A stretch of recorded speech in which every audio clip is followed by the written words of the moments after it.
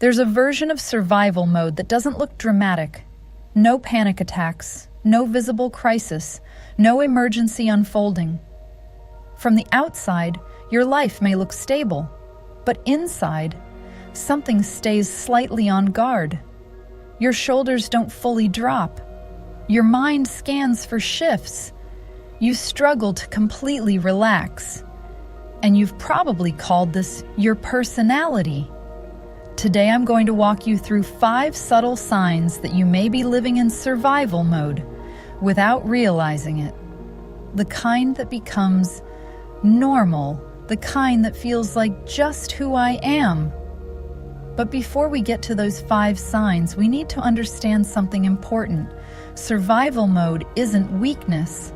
It isn't fragility. And it isn't a character flaw. It's a nervous system that learned vigilance. Let's talk about what that really means. First, we need to understand what survival mode actually is. It is not weakness. It is not fragility. It is not a character flaw. Survival mode is a nervous system that learned vigilance. Modern nervous system science shows us that the body does not wait for the danger to be here before preparing for it.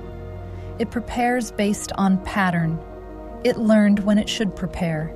If your system has repeatedly experienced unpredictability, criticism, emotional instability, or pressure, it adapts.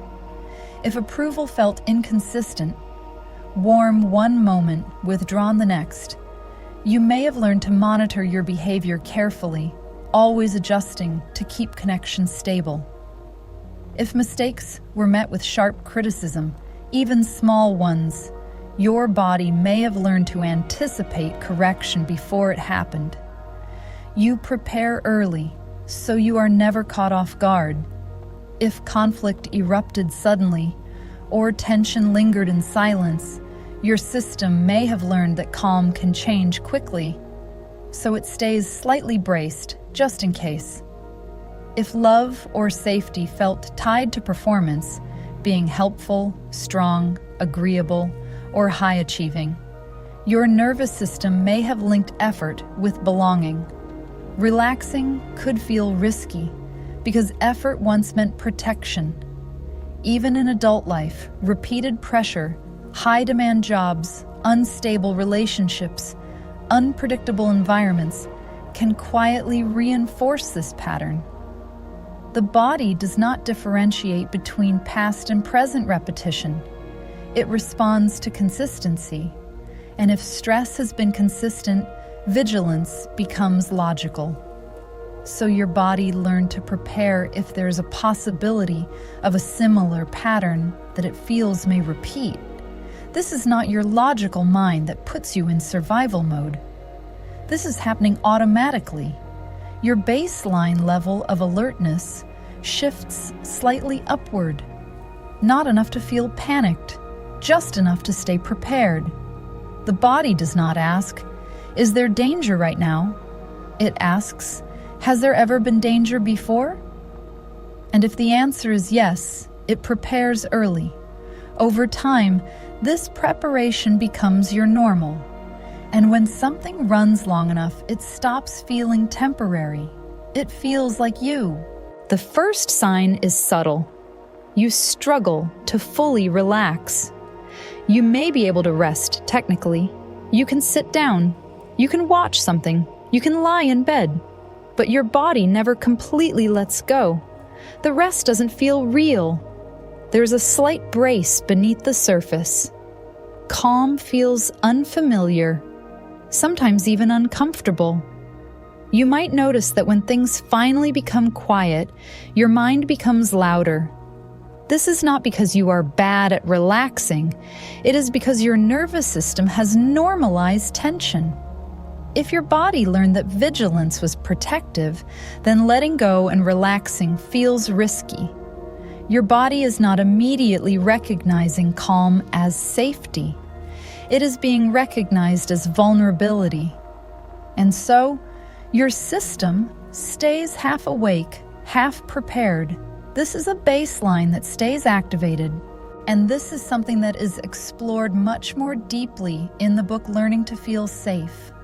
Because feeling safe isn't just about circumstances, it's about what your nervous system has learned to expect. And that's where the second sign begins. Let's continue. The second sign is overthinking neutral or normal situations.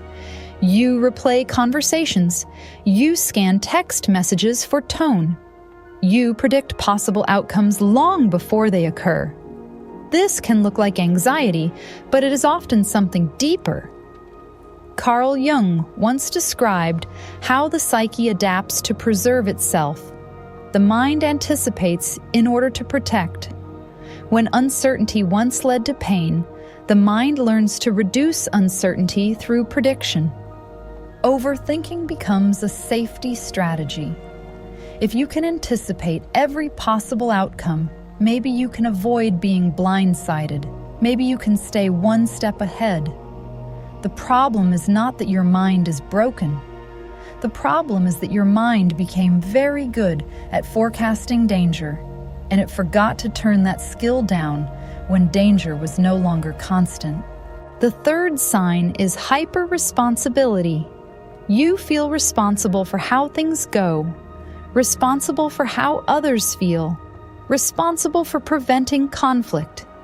You may struggle to delegate to someone else. You may struggle to let someone else handle it. This connects deeply to the work of Carl Rogers. Rogers observed that many people develop what he called a conditional self. When acceptance and approval are tied to performance, like being helpful, being good, or being needed, the nervous system connects safety with your value to others. If safety once depended on being competent, agreeable, or emotionally strong, your body remembers. You learn that relaxing your effort might cost you connection. So you stay alert. You manage. You anticipate. You carry more than you need to. And eventually you call this just being responsible. But sometimes it is survival mode, wearing the mask of maturity. The fourth sign is constant busyness. You keep moving. You fill your schedule. You scroll. You multitask. You rarely stop doing something for long. On the surface, this looks productive. But stillness feels uncomfortable. When everything becomes quiet, something inside starts to surface. Tension, restlessness, maybe sadness. Busyness regulates that. You learned to stay busy and distracted to manage your nervous system. Modern psychology tells us that activity can temporarily soothe activation, but it does not resolve it. If your system learned that pausing meant that you exposed yourself to criticism, to unpredictability, to emotion, then stillness feels unsafe. So you keep moving, and eventually you call this ambition, but sometimes it is avoidance of internal vulnerability. The fifth sign may be the most important. You call it your personality. I'm just anxious.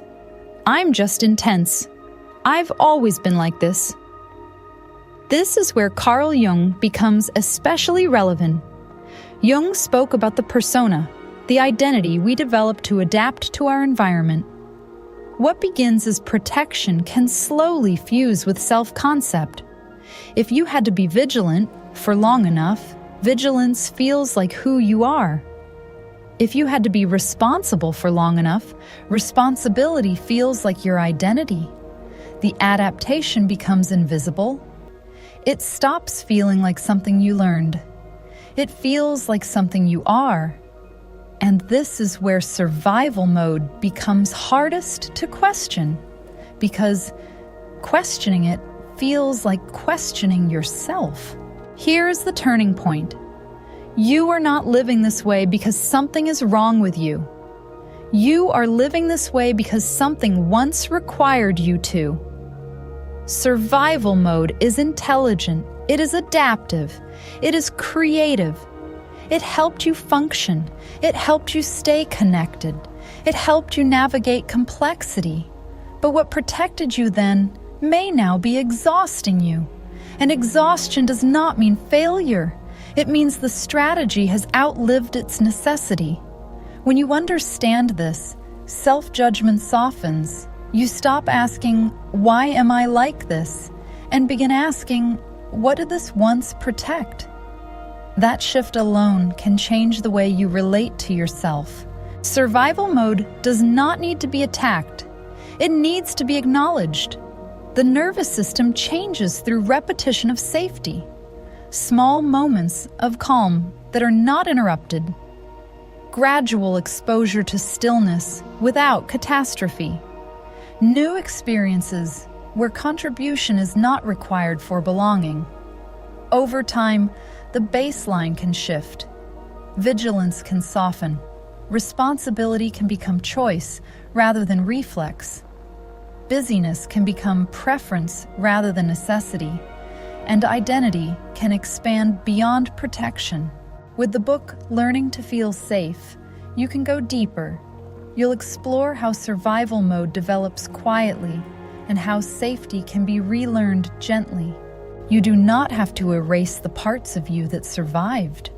You only have to decide whether they still need to lead. If this helped you see yourself more clearly, consider subscribing and share which sign felt most familiar. Sometimes what feels like your personality is simply protection that stayed too long.